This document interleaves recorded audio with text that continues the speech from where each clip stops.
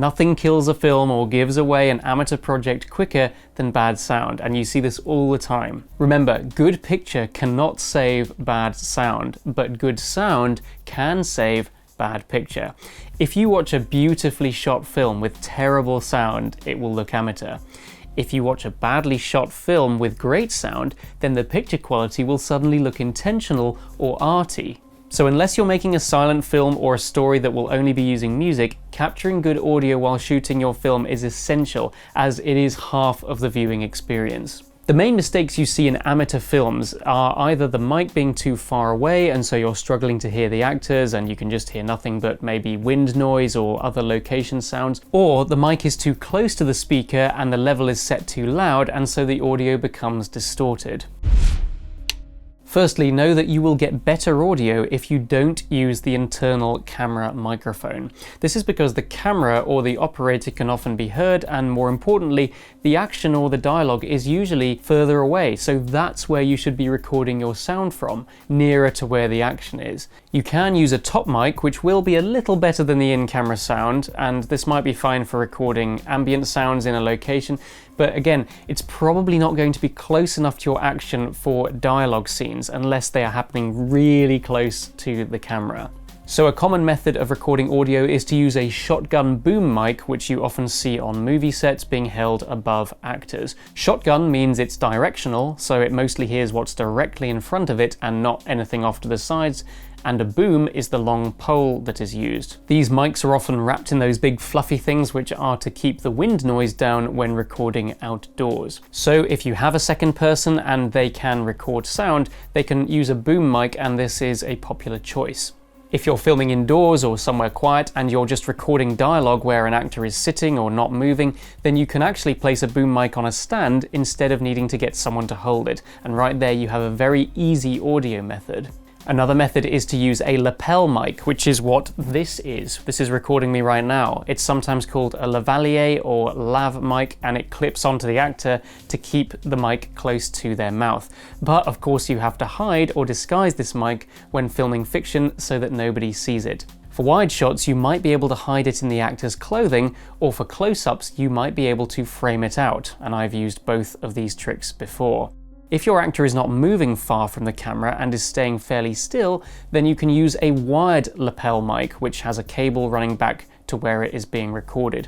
Or if the actor is moving around or they're pretty far off, then you will probably need to use a wireless or radio mic. This has two parts, a transmitter and a receiver, and the transmitter sends the sound to the receiver, which plugs into the audio recorder or the camera, though radio mics are more expensive than wired mics. If you are recording audio into your camera and you're plugging in an external mic, which if you're a crew of one is understandable if you have no choice, then check your camera's audio settings and do a test set on auto or manual levels. You'll usually get better results from manual mode, but you need to make sure that the level is set correctly before you begin the scene so that it doesn't distort.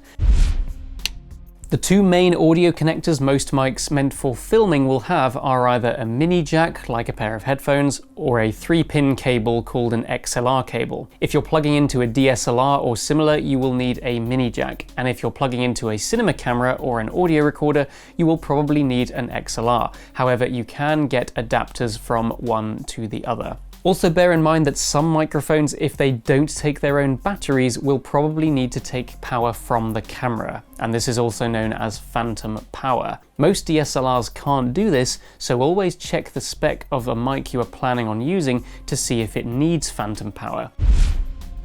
If it does, then it might be time to look for something that can power it, like a separate audio recorder.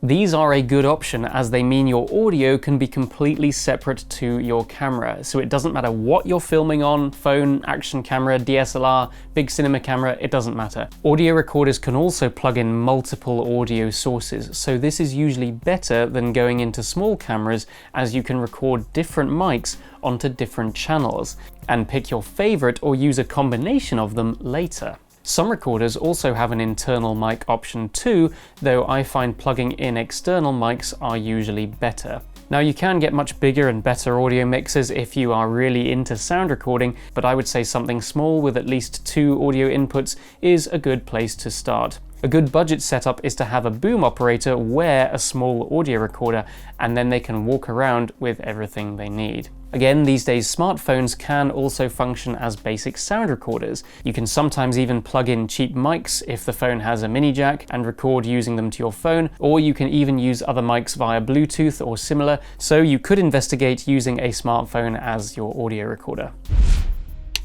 Ideally, you or someone else should be monitoring audio with headphones so that you know what you're getting, and yet so many amateurs don't do this, so it's not surprising that they get terrible sound.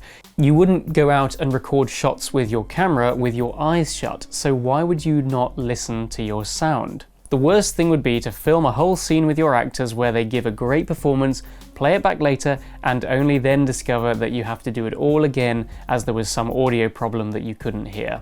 So monitor your sound. Now, most audio recorders will have a headphone jack to plug into and a level which shows how loud your audio is, and if it hits red, you know that it's too loud. Hopefully you can set a level when you rehearse so that you know how loud you have to have it. It's better to record something with the level too quiet than too loud, because once it's recorded too loud and you won't be able to take that distortion away very easily, but you can boost quieter audio much more easily.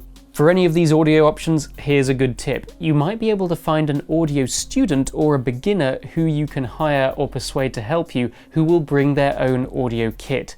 This is usually a really good solution and saves a ton of money. Finally, you can always do your own audio later, like Robert Rodriguez, if you are not doing much dialogue and there is no money for a sound person. If you are going to do this though, get your shots first, but then have your actors repeat dialogue or sound effects right away while you are still in your location. It will sound much better and more authentic than trying to do it later.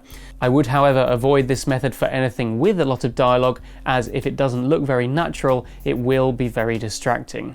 So that's it for audio. Do not think filmmaking is all about the visuals, otherwise your results will really suffer, and you can have a lot of fun with audio in your films. So now have a think about how you want to capture sound for your scenes.